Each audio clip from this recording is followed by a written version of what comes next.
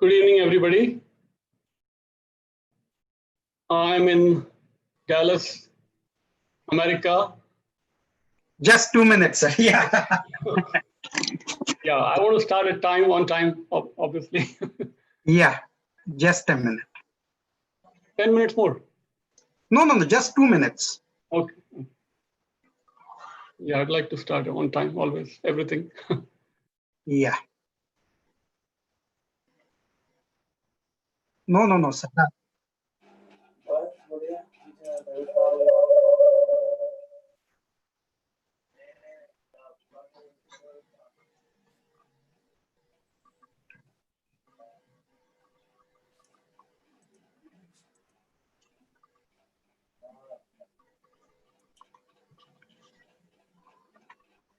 Yes, sir, we can.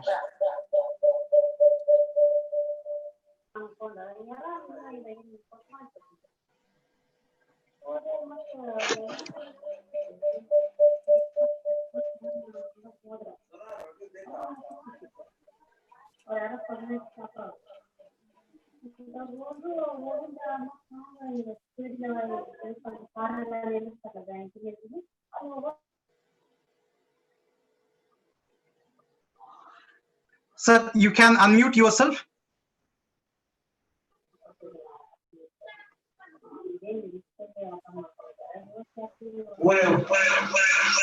Participants, please mute yourself.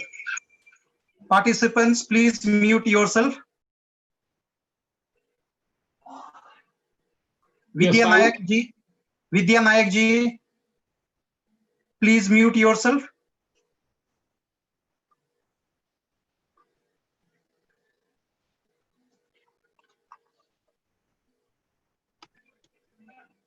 Pankaj sir, we can start now. Okay, all right. So, can I introduce? Yeah, done. Oh, yes. Yes. In fact, good morning to you, Pankaj sir, and good evening to the delegates from India. We are overwhelmed and very much happy that we are here to listen to Dr. Pankaj Jain, Associate Professor, Department of Philosophy and Religion, Co-Chair, Indian Initiative Group, Co-Editor for Encyclopedia of Hinduism, University of North Texas. Sir will be talking to us today on Indian culture and ecology. Dr. Pankaj Jain is co-chair of Indian Initiatives Group and associate professor in the Department of Philosophy and the Religion at the University of North Texas. He has compiled the history of Jains and Hindus in America for his latest monograph, Dharma in America, a short history of Hindu-Jain diaspora. Currently, he is translating Jain Darshan, a monumental text on the philosophy of Jainism, and is working on his fourth monograph, Makers of Modern Jainism. He is co-editing the Encyclopedia of Hinduism, as well as a volume on Indian and Western philosophical concepts in religion. He is also the author of award-winning Dharmic Ecology of Hindu Communities, Sustenance and Sustainability. His articles have appeared in several academic journals and on the Huffington Post, Washington Post's Forum on Faith, Times of India Speaking Tree, and Pathos. Dr. Jain is widely quoted in various American and Indian media outlets, and Morgan Freeman interviewed him for the section on Jainism in the TV series, The Story of God. He tweets at Professor Pankaj Jain.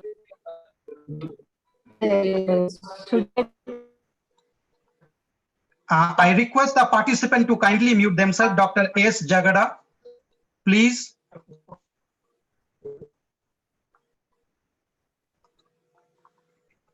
Yes, with this brief notes, I would now request our Professor Pankaj Jain to enlighten us with India and its Indian culture and ecology. I find like Dr. S. Jagada ji, Dr. S. Jagada ji, please mute yourself.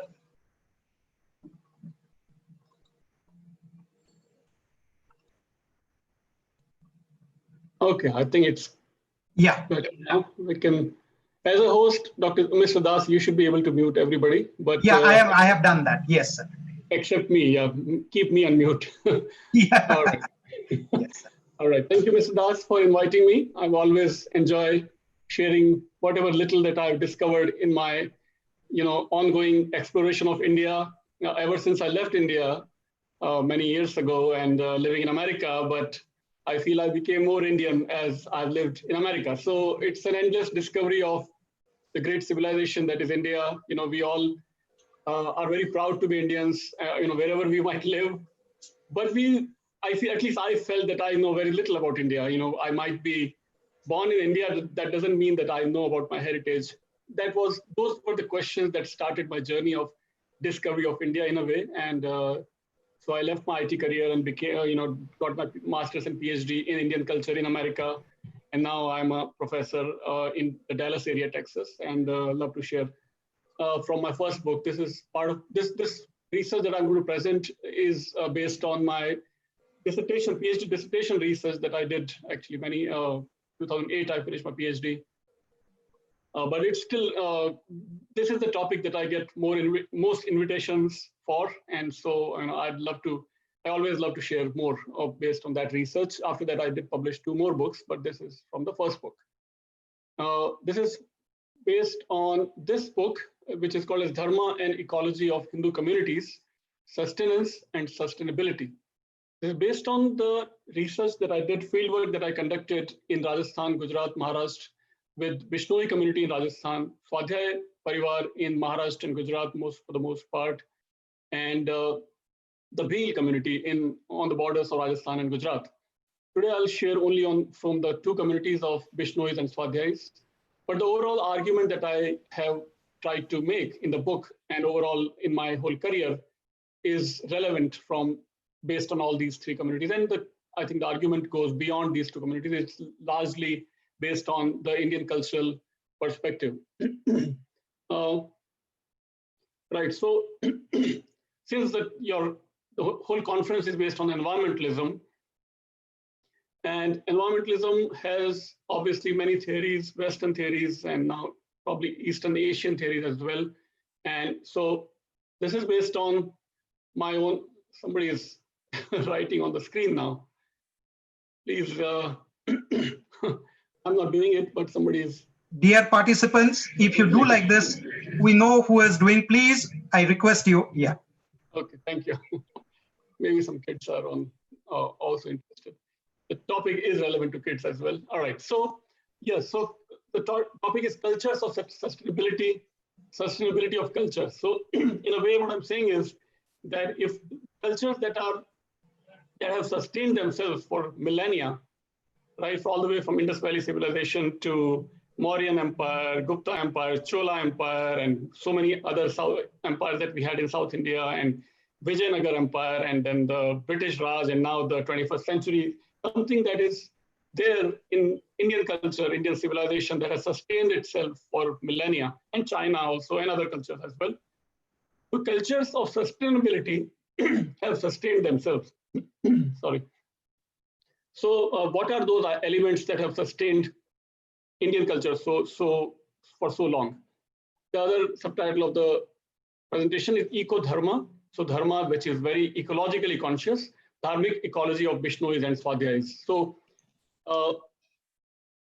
before we get into more details on these 2 communities and ecology, we also must remind ourselves that so far for last 2 centuries, especially after the British Raj, during the British Raj and afterwards in Euro-American academia, Western scholars have looked at Eastern cultures or other Asian cultures or even African cultures from Western perspective, right? So Max Weber will say, grandfather of sociology, the founder of sociology in a way, that West is agentic, where East is fatalist, or East, everybody is just stuck to their karma, stuck to their fate or destiny, and no way out of it. They cannot come out of that mindset. That was very stereotypical perspective on the East.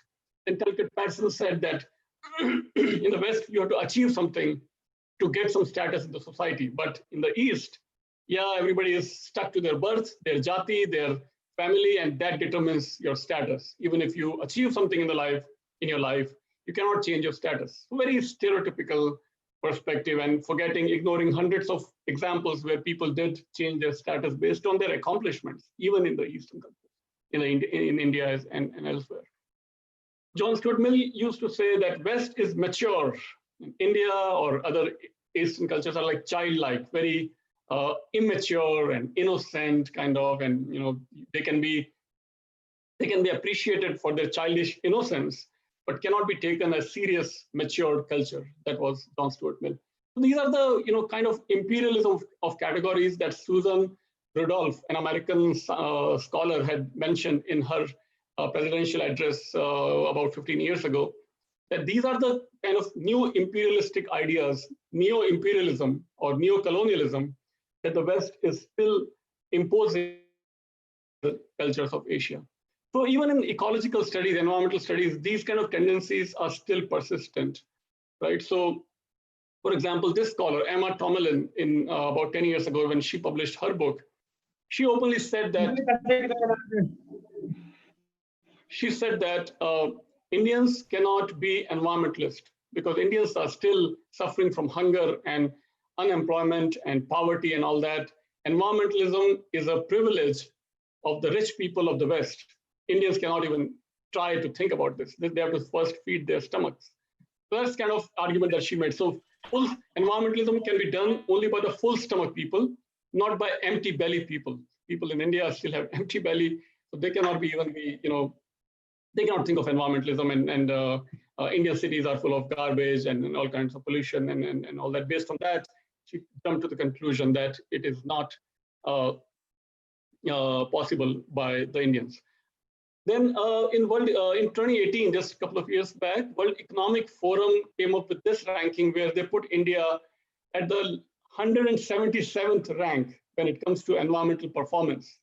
And highest they put, I don't have here, but Euro-American countries in North America and Europe were given high ranks for their environmentalism, while India was at 177th rank. So these are some of the tendencies that I think are still coming in from the West. So to sort of judge other cultures from their own perspective, their own biases, their own stereotypes. Now, but thankfully there are now counter perspectives also in America, at least. For example, this National Geographic magazine, one of the prominent magazines read across the world, they measured what is called as green deck, what they called as green decks, which means green index of major countries.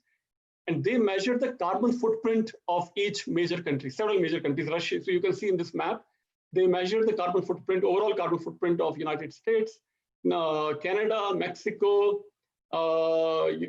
Russia, England, France, Germany, Australia, and Brazil, and so on, China and India, of course. And they put India as the greenest country in the world. So now we have two contrasting perspectives. One says that India is at the 177th rank, and Indians cannot be environmentalist. And Greendex and National Geographic says India is the greenest. So which perspective do I pick up? Can we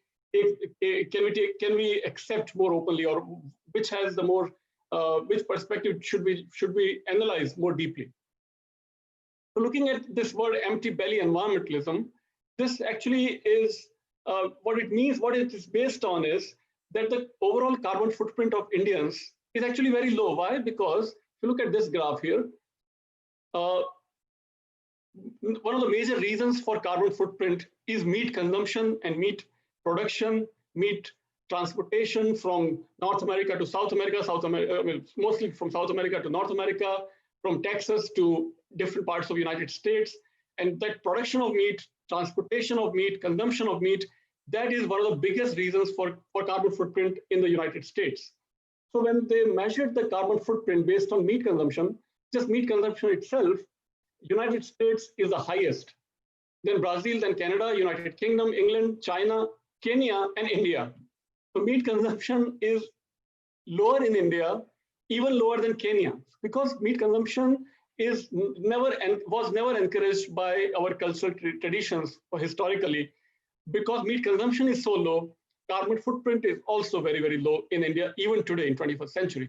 when some people are shifting more towards meat consumption. But as late as 2013, you see on this graph that India performs really well when it comes to meat consumption within the country.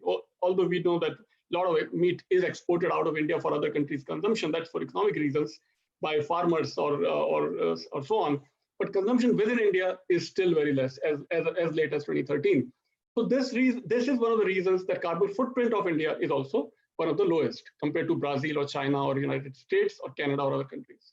Then we look at the other word, minimalism. So passenger car density, you look at this passenger car density now, or the second graph, we see Italy has 600 cars per 1,000 people. So 1,000 people, 600 cars. Germany, 500, France, Spain, US, Japan, and India still almost looks like 5-10 cars per 1,000 people, right? And as late as 2009, so very recent, just 11 years ago, maybe now more, of course, but still because the car consumption is so less in India for different reasons. But one of the reasons is that, based on the very choked traffic that we have, we must depend, especially in a city like Mumbai, people must depend on their public transport, right? Corporate buses, local trains and whatnot. So based on that, the carbon footprint is again lower because less car, and so that means less carbon footprint based on these two major reasons that gives a lot of huge carbon footprint for a country such as United States, a lot of meat consumption, a lot of cars. Cars means you're emitting more CO2, you're consuming more resources, more minerals and whatnot. And again, you'll produce those cars, the carbon footprint, transport those cars from different industries to consumers, more carbon footprint. And then when you drive these cars, you're emitting more CO2 gases, greenhouse gas emissions. So because of these two major reasons, Indian carbon footprint is much lower than many other countries and major economies in the world. This is all based, by the way, by scholars Ramachandra Guha and Joan Martinez-Elias. So I'm showing you different perspectives on Indian environmental performance, what is called as Green Dex. So Green Dex, when National Geographic measured, they looked at these criteria: meat consumption, transportation. That's how they figured out that India is the greenest country even today, even though we do know that there's a lot of pollution in Indian cities, but overall carbon footprint is much lower in India compared to other countries.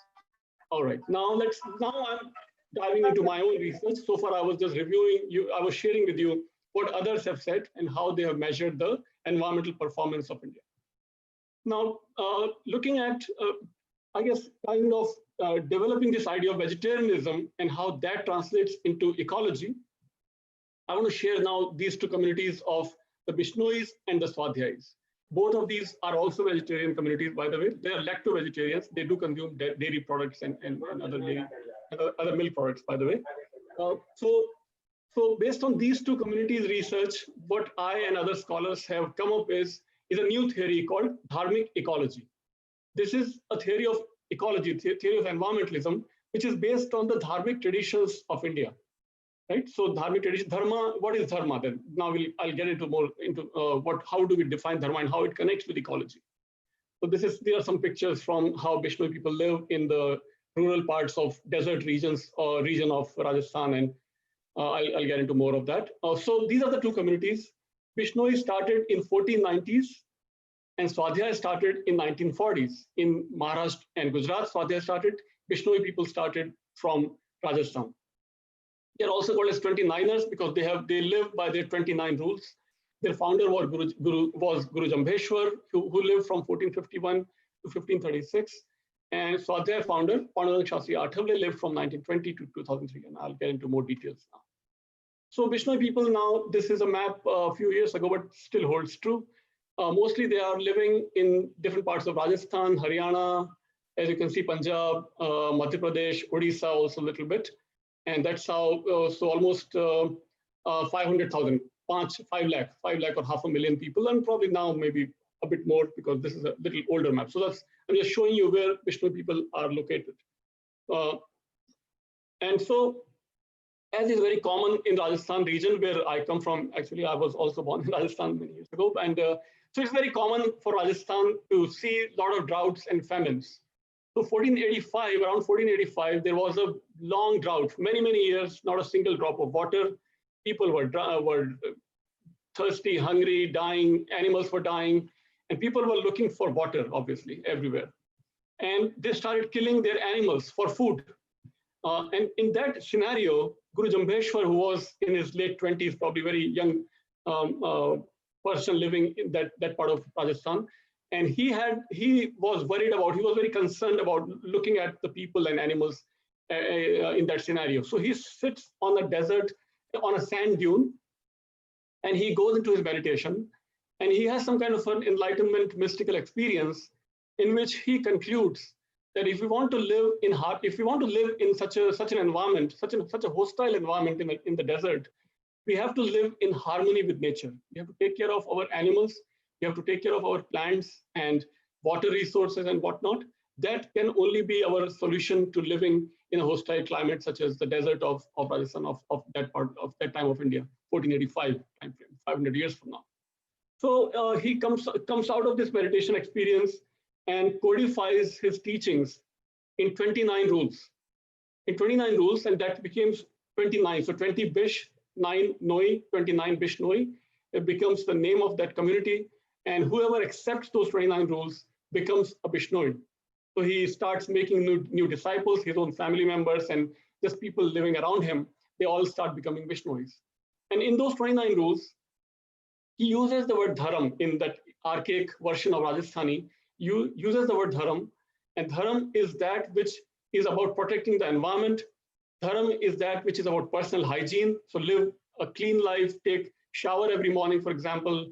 And even though that was a desert and famine and drought and whatnot, but he says you should maintain a very clean lifestyle, physical cleanliness, spiritual cleanliness, mental cleanliness, and so on. Spirituality, he highlighted, chant the name of Vishnu, and personal and social morality, do not lie, do not kill, and practice non-violence and whatnot, which are standard teachings of many religions, commandments, kind of things. So these are the 29 rules that he came up with, and 120 statements, or what are called as sabadas. So 120 sabadas, or sabad or shabdas, or statements, and 29 rules is what captures all his teachings, and that became the foundation principles of the Bishnoi community. So what is Bishnoi Dharam? Bishnoi Dharam is, if you remember that the divinity residing in your heart also resides in animals, you will surely achieve heaven, Swarg Milega. You will not be able to justify the violence when questioned by your own deities. When your own gods and goddesses question you, that if you are a spiritual person, how can you kill other animals? Because other animals have the same divinity as you have. So that became the foundation principle of the Bishnoi philosophy or Bishnoi culture.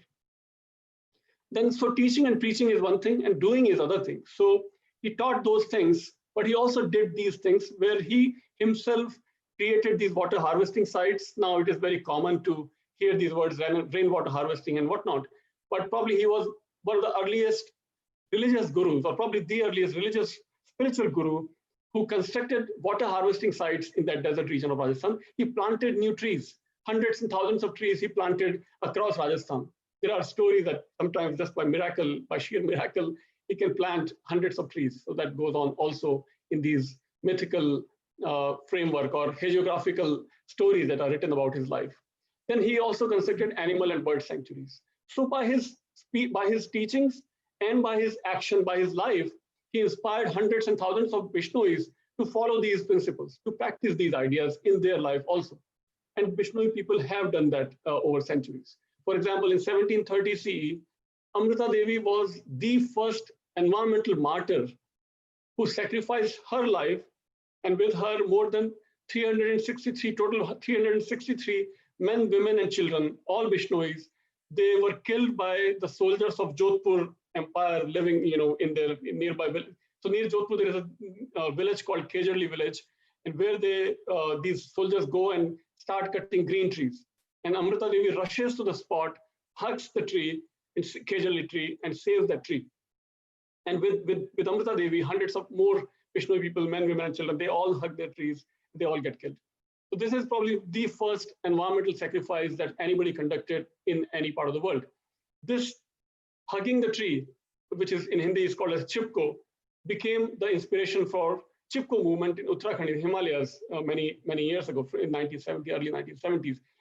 As many scholars speculate. We don't have any actual evidence of this connection between Bishnois and Chipko movement, but it seems very similar. The very idea of Chipko probably was probably somebody took as an example, inspiration from the Bishnoi people.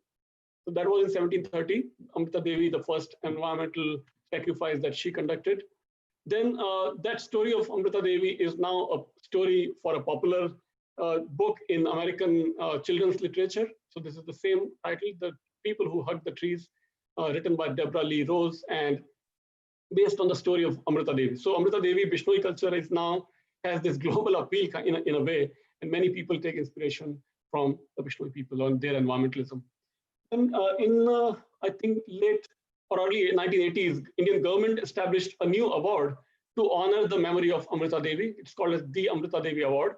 So it's in honor of a Bishnoi person, and it is given mostly to Bishnoi people because they are at the forefront of stopping the poachers, stopping the hunters, and even catching Salman Khan, rushing to as soon as, so Salman Khan's story we all know probably, that Salman Khan and Saif Ali Khan, Tabbu and Neelam, they were shooting for the film Hum Saath Saath Hain in Jodhpur, and for his leisure activity, Salman and they all go to a Bishnoi village and start hunting a black buck. So Salman, as soon as he shoots a black buck, Bishnoi people rush to the spot, catch Salman Khan, and he's behind the bars, and he's still fighting that court case, I think now almost 40 years, almost 40 years, 30 years over now. So that kind of, this action of catching Salman Khan is not an isolated incident. Bishnoi history is full of many dozens of such examples where they rush to the spot, catch the poacher or a hunter, and make sure that their trees, their birds, their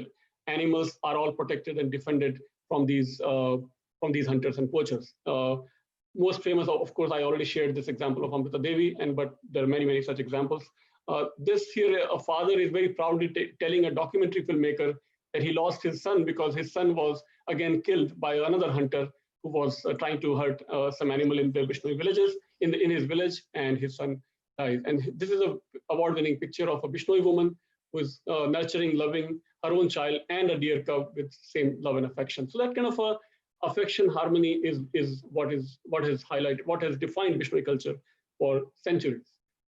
Now switch gears and let's switch to the more modern movement. As I said, it started, Swadhyaya movement, Swadhyaya Parivar started from Mumbai area and then spread across Gujarat initially and then Maharashtra and Madhya Pradesh and all over India and now all over the world, even in Dallas where I am currently. So Swadhyaya started in 1942 when Pandurang Shastri Athavale started giving these pravachans, discourses on Vedas, Upanishads, and the Bhagavad Gita and other Vedic texts. Unlike Jambheshwar, Guru Jambheshwar, who was speaking in Rajasthani language, and Guru Jambheshwar, Bishnoi founder, probably never studied Sanskrit texts so thoroughly. But Pandurang Shastri Athavale Dadaji actually was a Sanskrit scholar. He was given this title of Shastri because he was an expert on Vedic texts. So he spoke in a very literary way, and he cited several Sanskrit texts all over the place in almost all his discourses and pravachans. So extremely highly learned person. So what I'm saying is that even though somebody may not be a Sanskrit scholar like Guru Jambheshwar or Bishnoi, or a Sanskrit scholar like Dadaji, can both take inspiration from the same Hindu tradition, same Vedic tradition of based on Vishnu and Krishna, and they both take inspiration from the similar ideas, similar philosophy of seeing divinity in everybody, in everything, and inspiring their followers to take care of their environment very carefully. So Dadaji Pandurang Shastri Athavale also highlighted the same Vedantic idea of seeing divinity in your own heart and in the hearts of every other human being and other animals and trees and so on. And based on that idea, he gave this mantra or gave this slogan as devotion as social force. Bhakti ek samajik shakti hai. So based on that idea of devotion, devotional activism was formed. So people became spiritual activists across the world, across Gujarat, Maharashtra, and across India, and eventually across the world. So one of his teachings by Dadaji was that the relationship should be based on the devotion, based on the spiritual unity of seeing divinity in everything, not just based on what I get, what profit I get from other person, or what pleasure I get from other person, what principle I see in other people. Not based on these 3 P's, not based on profit, pleasure, or principle, but this relationship should be based on spiritual devotion, seeing divinity in everything and every being. The same idea that we should revere everybody, everything, and every being in the universe, because same divinity resides in nature, in other humans, and other animals, and whatnot, and everything else.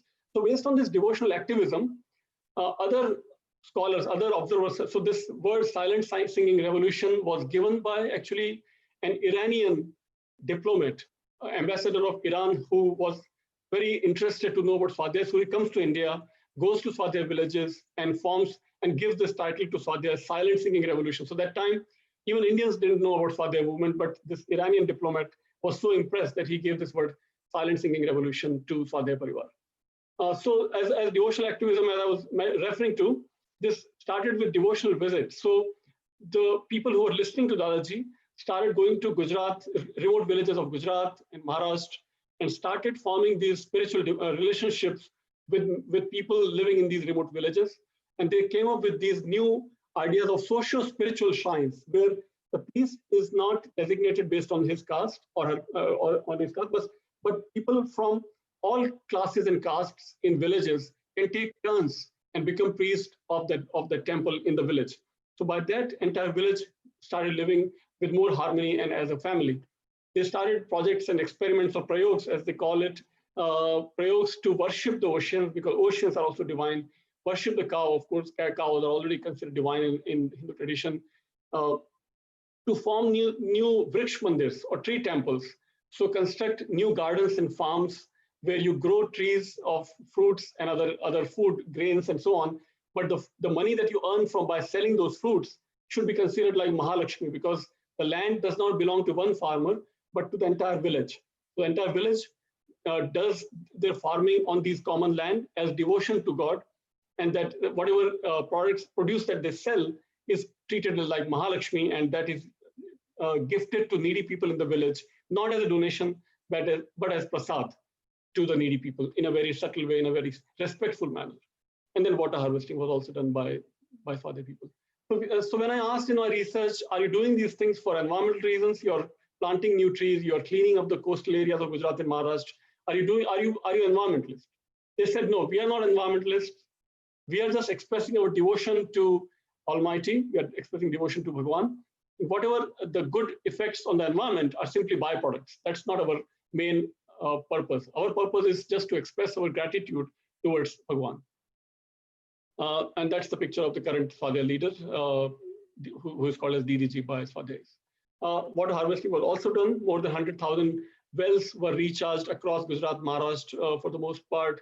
Water was also harvested in ponds. And the slogan given was, if you quench the thirst of Mother Earth will quench yours. अगर आप धरती माता की प्यास बुझाएंगे इस तरह से by doing rainwater harvesting, तभी आपकी प्यास बुझेगी, तभी आपको भी पानी मिलेगा. So that kind of a slogan worked very well across Gujarat and Maharashtra. Then arboreal dharma, where Dadaji inspired his followers, his listeners, to take note of the divinity residing in trees, how water goes against gravitation and reaches uppermost parts of plants and trees. That shows that divinity is in the trees also, just to make them understand that divinity is not just in temples, not just in mosques, not just in churches, not just in heaven, but divinity is there even in the trees.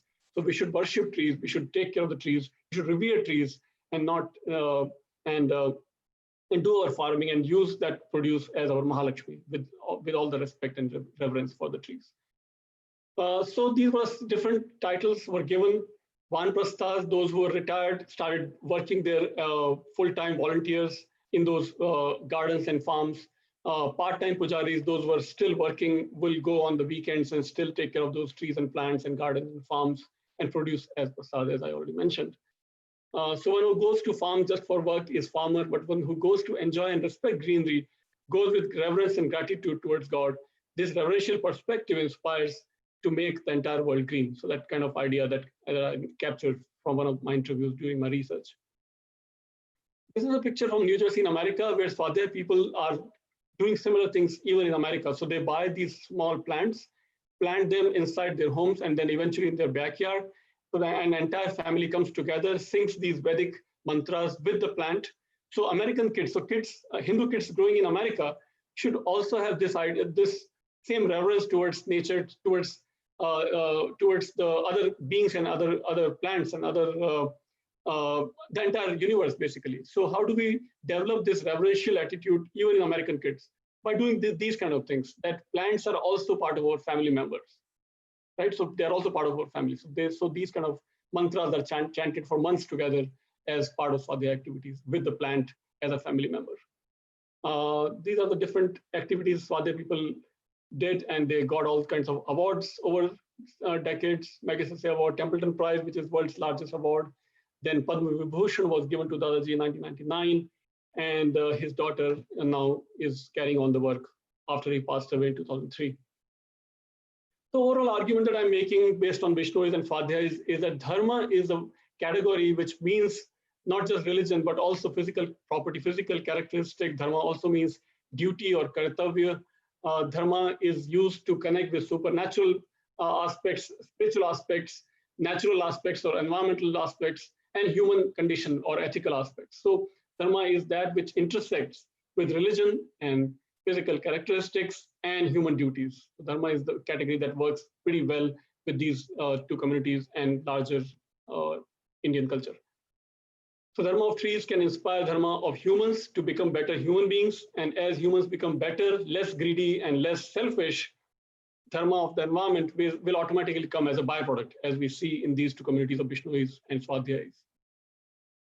So moral and ecological and dharmic, they all become synonymous, as other scholars in America have also argued, looking at other communities in India. Anne Gould, for example, a famous anthropologist in Syracuse University in New York, she conducted her research for decades in a small village in Ajmer in Rajasthan also. And she found that villagers are saying that as we have become greedy and selfish, we have lost our tree count, our green cover, because of our selfishness and our greediness. So we have to become better moral person, better dharmic people. That's how we reflect and we defend and protect our environment. Both are connected. So even though there may not be a definite category in Sanskrit or other in our Indian texts for environment, but these embedded ideas that it's already part of our culture, it reflects in the activities such as what are shown by Vishnois and Swadhyayas. This is called as embedded ecology, another kind of theoretical phrase that Vijaya Nagarajan has used in her work, and she is at UCLA in California. Dharmic ecology then can be based on these ideas, which another scholar, Dwivedi, has also come up with, these ideas which are based on Vasudeva Sarvam, omnipresence of divinity, avatar idea. The reincarnation can also happen in non-human forms, even in the turtle, fish, and half man, half human, and lion. And so idea is that not just humans do not have monopoly of divinity, other non-human forms can also be divine, as we see in other avatars of Vishnu. The idea of ahimsa, non-violence, Vasudhaiva Kutumbakam, global universal family, Sarva Bhuta Hite Rata, that truly dharmic people are always engaged in welfare of all. And then idea of karma, action and consequence, which also connects with dharma and karma. And we have to be very mindful of our action because the consequences can be really dire towards the environment. So dharmic ecology is based on not just upyog and upabhog. Upabhog means consumption of nature. Upyog, which means sustainable usage of environmental resources, but upasana, reverence towards the environment, reverence towards nature, which can be compared with Gaia hypothesis based on the Greek mythology, reverence for life based on Christian theologian idea of Albert Schweitzer, and land ethic based on American environmentalists of Aldo Leopold. There are many, many things I can go on and on, but I'm just will take, if there is more interest, I'll discuss these things in question answer session. I want to be mindful of the time also. Yeah, and these are my 3 books. So what I shared today was based on the first book, parts of first book. Then the second book was based on my research in Himalayas and Punjab, where people have done similar things and they have defended and protected their environment in the Himalayas and in Punjab. And this was my latest book, which just came like 6 months back. This is based on the history of Hindu Jain diaspora. And that completes my presentation. I can take more questions if there are any. Thank you.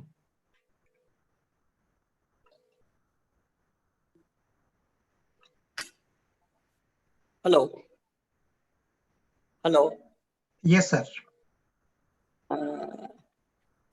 Namaste, Pankaj ji. Namaste. This is Vittal Podar from Bangalore. Hello, Mr. Dr. Podar. How are you? Yeah, fine. Thank you. Thank you for your wonderful lecture. Just I want to know, the world is witnessing a sort of a turbulence, whether you talk of our food habits, whether you talk of our lifestyles and other things. You have done a lot of research as far as vegetarianism and ecological issues are concerned. What strategy do you suggest to make the present day world an eco-friendly world also? What is your perspective or what is your idea? Right, I touched upon that in the beginning, which was based on ideas of vegetarianism and minimalism, which are already catching up in the West already. So many people in the West are actually rejecting even dairy products and they are becoming vegans. Minimalism is another idea. Minimalism is the idea where people are reducing their consumption. They want to live in smaller homes now, and they want to cut down their consumption and possessions of different resources. So if these two ideas really catch up and become more popular, I think we can avoid these pandemics and climate change and loss of biodiversity and whatnot. These two ideas are already present in our cultures of India, Hinduism, Buddhism, Jainism, Sikhism, where ideas of renunciation are practiced for millennia. People just renounce all their wealth and all their possessions and become extremely minimalist. They become sannyasis, as you know. Vegetarianism, idea of vegetarianism is at least 2,500 years old in India. Now it is catching in the West also. So these are the two, I think, very crucial ideas that if the world accepts, we can easily avoid such disasters such as this pandemic and many others. Right? Do you find any sort of link between our lifestyle and do you find any sort of link between our lifestyle and the global warming? It may be carbon footprints or global warming. I already mentioned all that in the beginning, where GreenDex, is the green index, environmental index that is measured by National Geographic for 6 years, from 2008 to 2012, for 4 years. And each time India was shown as the greenest country because of the lowest carbon footprint, based on these two ideas of very less meat consumption and very minimalistic lifestyles of Indians. 3 generations living together in a single house. More use of public transport, less consumption, less ownership of cars, less driving of cars. Even if you own a car, you will not prefer to drive that car, at least in a city like Mumbai, because sheer traffic is so huge. So you have to use public transport. So minimalistic ideas and vegetarian ideas, which are catching up in the West, in America also, are both very much derived from ancient ideas of sannyasa and shakahar and ahimsa and whatnot. Those are the ideas that I showed also in these two communities of Vishnus and Swadhyayas. Also, those are also based on these similar ideas based on Dharmic traditions of India. Ultimately, it is a sort of a collective effort. You mean a collective effort, is it not? Yes. All efforts put together, ultimately you can achieve the required goal. Right. Thank you. Sure. Any other? I would like to request any other participant who has a query, or I will ask question directly. Maybe the chat window, maybe some. Yeah, that's what. Let's see. Okay, I could see a couple of questions there. Sir, it's from Ritika Desai. As you said that India has childlike behavior, then why peoples from other countries and regions come here for their peace of mind? No, I did not say that India is childlike. Other Western scholars have said, like this John Stuart Mill said, that West is mature and India is childlike, or Eastern cultures are childlike. I don't agree with that, because childlike culture or civilization cannot come up with discovery of zero, golden era of economy where China and India had 70% of world's GDP until 18th century, until the British Raj came and destroyed the economy of India. That cannot be a symbol or achievements of a childlike civilization. So I don't agree with that. People come precisely to India for that reason, for peace of mind, because Indians had shown, not just theoretically but practically. Most people in India, many people, even today, I think we can say most people in India, even today, will say whatever happens is Bhagwan ki marzi. So that acceptance of divinity, even in daily language, or acceptance of animals on our national highways, that kind of acceptance of all species, all beings, or divine will, gives people some kind of a maturity that not everything is not in our control. We have to leave some things to God. We have to learn to live, and we have to live with other animals and other birds and even insects inside our homes.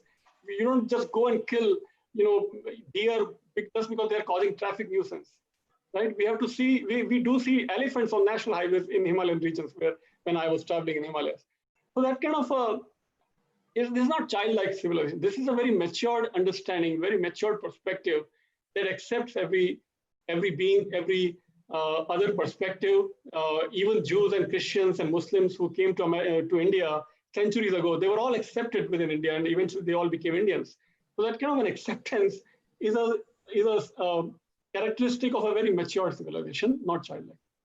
Hope that answers your question. Yeah, thank you, sir. The next question from Jay Bargi. One minute.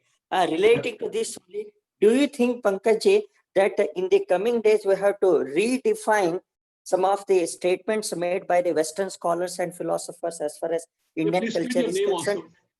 Can you tell me? Once again, Vitthal Poddar. Okay. Do you think that today we have to redefine some of the statements made by the Western scholars? Because a lot of research is being done in. Did you miss my entire presentation? Because you're asking what I already covered. Once again, what I covered was this new theory that I and other scholars developed called Dharmic Ecology, which is based on precisely that what you just mentioned, to redefine the entire word of ecology. All such Western theories of ecology have to be redefined and defined from Indic perspective, which is based on Indic theories. Dharmic ecology is a theory that is based on Indic ideas, Indian ideas of dharma, which treats the life and the world as living by dharma. And ecology is simply a byproduct of living by dharmic principles. So that is the main, that is the whole sort of summary of my entire presentation. So of course, yes, of course we have to redefine and reinterpret all these Western scholarly ideas. Yes. All right, any other question? Yes, sir. It's from Jay Bargi. Is there any work on sustainable ideas structured in Indic scriptures? Okay, that also, I guess I was you have covered. The entire presentation was based on different ideas. So let me go to that slide. That is fine. Some things may not be so clear because I went a little bit fast also. Okay, so these are the ideas that we see as practiced by Bishnois and Swadhyayis. These ideas, Sanskrit statements, Sanskrit ideas coming from Vedic texts, Hindu texts, and that are now applied by Bishnois that are making their communities around them more sustainable. So Bishnoi people, so for example, Indian desert, the Thar desert, is the richest desert in the world in terms of flora and fauna. Kinds of animals and birds and plants that we see in Thar desert in Rajasthan, we do not see such rich biodiversity in any other desert in the world. Why? Because people like Bishnois and other communities living in that desert, based on these ideas of coming from our text, have lived very sustainably with other beings in their surroundings, right? So that is how they have reflected, they have practiced these ideas, which have made their surroundings very sustainable. So I hope that answers your question also. Yes, sir. The next question from Dr. Subhashini Srivatsa. In a way, can I understand that preservation of cultural values, family values, religious and ethical values automatically leads to preserve our environment? Yes, thank you. And that again, I have to go back to my first slide now, in which I've titled my presentation itself as Cultures of Sustainability. equates to sustainability of cultures. So if we live by dharmic ideas of ahimsa and seeing divinity in everything and so on, we will sustain our family values. That in turn will sustain our culture. So it's a cyclical process. As we sustain these values sustain us. Right? There is a saying also, dharma rakshati rakshitaha. If we protect dharma, dharma protects us in a way. Right? So that explains. Yeah. I hope that answers the question. And then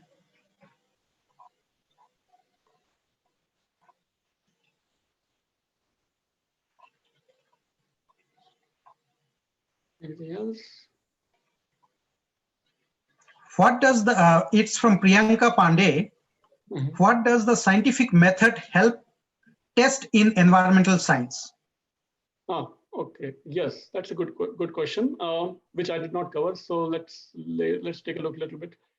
Yes, scientific method. I think what, for example, this index that was measured from 2008 to 2012 by National Geographic magazine, they counted the carbon footprint of each country based on their transportation habits, food habits, lifestyles, living habits, and so on. So that was, I think, a very scientifically done survey, right? Per capita, how many cars are there in a country, right?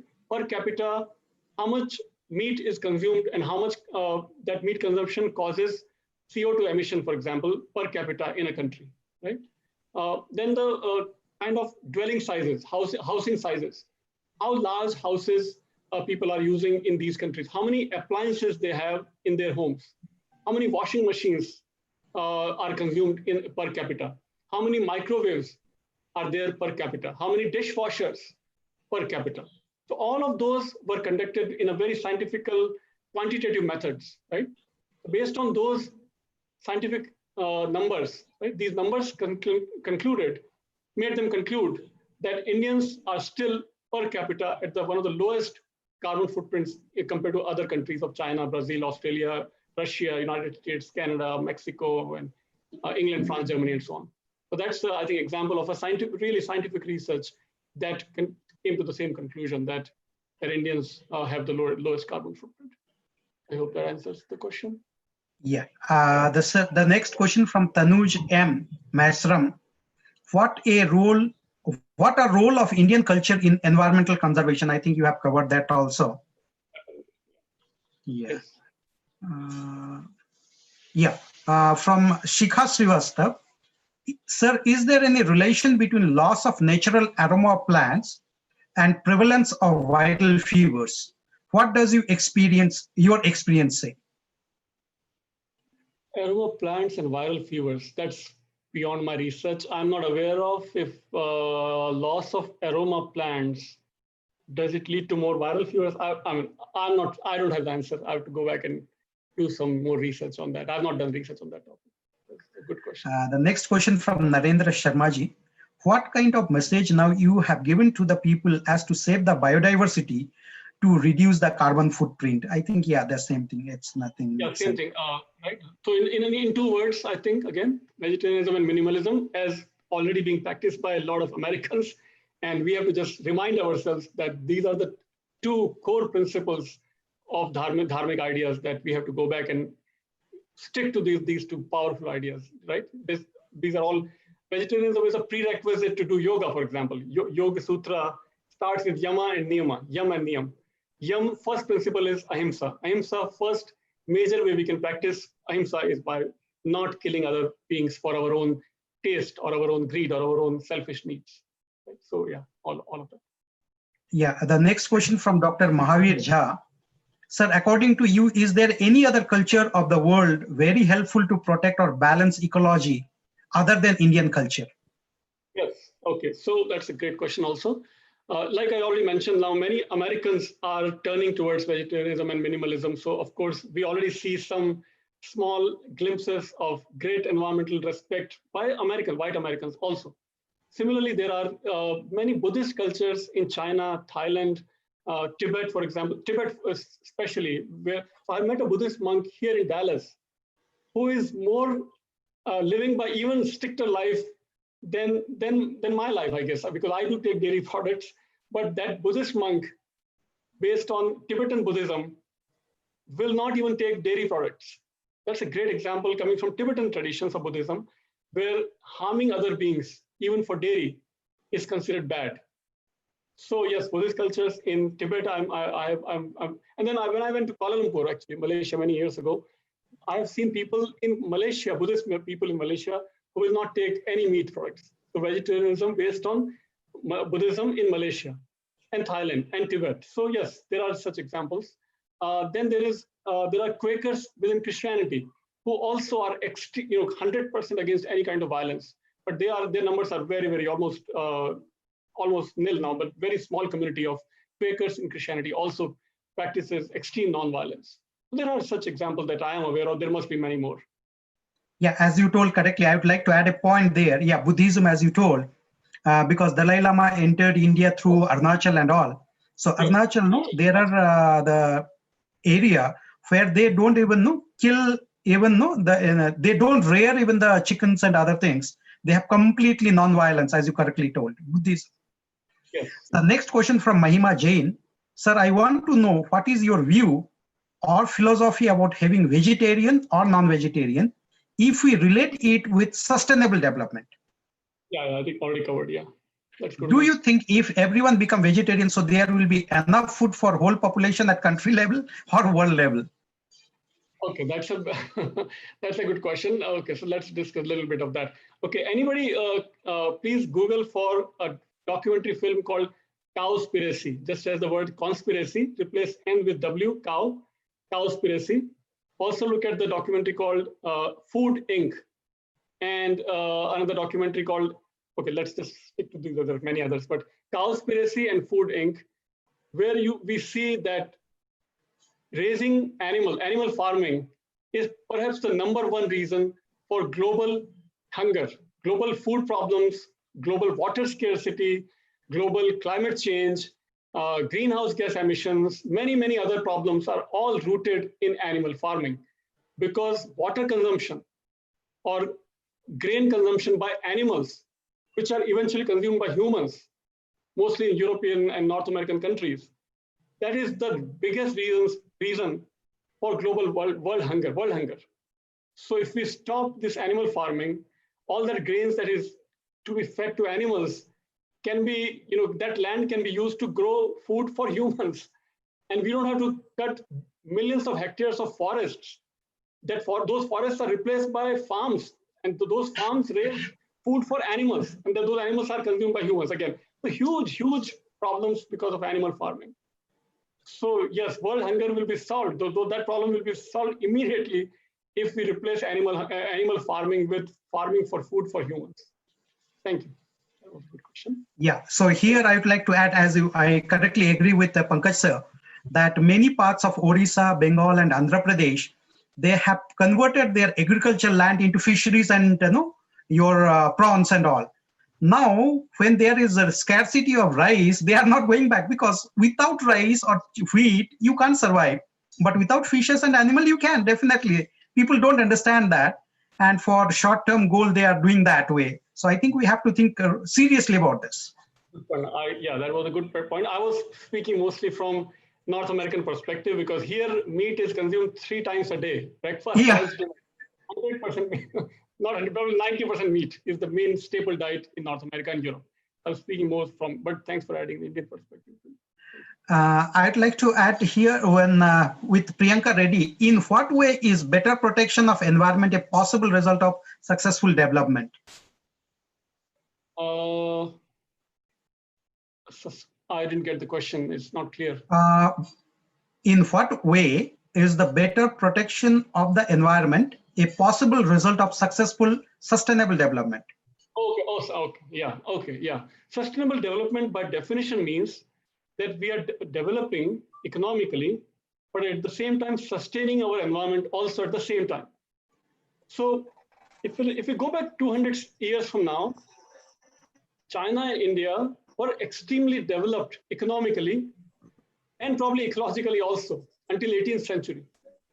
And in last 200 years, in last 2 centuries, in the name of rapid economic development or exploitation, we sacrificed our environmental resources on the altar of so-called development. So British Raj, for example, they constructed these industries in England, which were based, the textile industries, right? So that were based on massive exploitation of our farming lands, and our probably forests were replaced by farms of cotton and whatnot.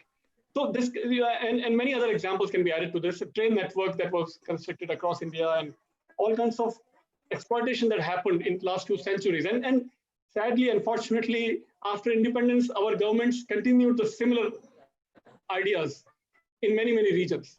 So that continued this exploitation, destruction of our environment. And now we have to really stop that and think of the environment also. And our economy and ecology both have to be taken care of at the same time. And environmental protection can in fact generate new jobs, new employment opportunities also. For example, green industries and so on. I think that can be very sustainable, at the same time economically beneficial also. We all have to think more carefully, and we have to do this now, otherwise it will be too late. Yes, sir. That's so nice. So the next question from Dr. Subhashini Srivatsa: why we have not yet started environmental taxes like income tax, annual tax for not growing and maintaining trees? Can this help in constitution? Why there is no frequent raids and checks regarding that?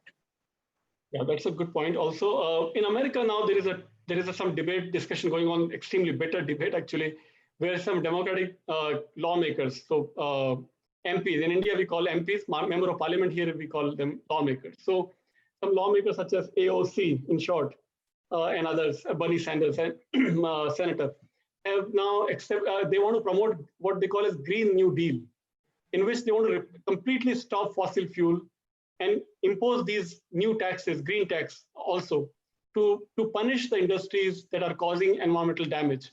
But of course, Republicans are completely opposed to that. So there's a huge debate going on, and it'll be interesting what they decide. But at least the discussion has started, at least in America. In India, probably there are already a lot of checks and balances. Actually, there's a lot of environmental testing that goes on for many, many industries. Unfortunately, many times laws are not enforced properly in India, and people get away with all kinds of loopholes that have to be stopped. But yes, we do have to definitely impose checks and balances, especially to clean our rivers and other resources. Yes. Right. So here the question, it's more than a statement, I could say. We have always been watching the interdependence of nature and the religion of dharma. But today, in the era of consumerism and profit, the nature of dharma has changed and is not messing with itself. Yes, that's a statement. So let's yeah. go to next. Okay, so I would like to ask Ankit Mishra. He has raised his hand. So if you can unmute yourself and ask question. Ankit Mishra.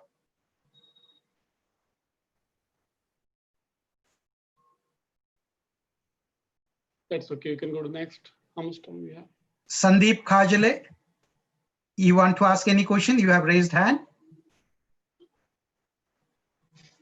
Please unmute yourself and ask a question.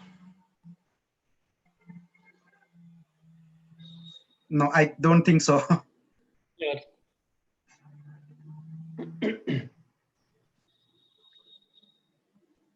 Anything else? Yeah, so I would really thank you, Pankaj, for such an wonderful talk and making us going back to our roots to understand that during the civilization, we have started with cultivating or taking the grains and the harvesting and all. So I think this is how we have to think instead of making profits and all. And in this, I would like to quote small, that Ratan Tata, the greatest industrialist of India, has told, this year, or no, we are not thinking of anything like profit or gains. In fact, it is the era of survival. And Darwin's law, survival of the fittest. So we should think only of surviving, emphasizing on humanity, compassionate, and empathy. I think these three, if we nurture, I think we can go according to you. खाना पीना खा सकते हैं, दिक्कत नहीं है, mobile को किसी को नहीं दे सकते। So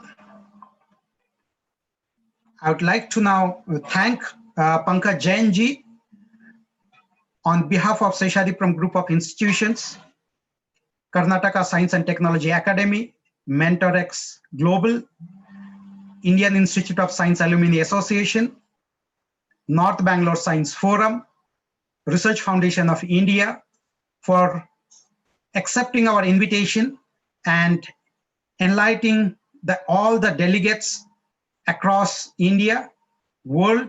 There were around participants from 16 countries and more than 1,600 participants. They were viewing in YouTube and Facebook. So social medias they were viewing. So thank you, sir. I wholeheartedly thank you once again. And once the lockdown gets over and sometime the environment is good, I think we can meet personally also once you come to India or we go abroad. Thank you, sir. Thank you. Thank you. Thank you. It was nice. Yeah. Thank you. Bye, sir. Thank you.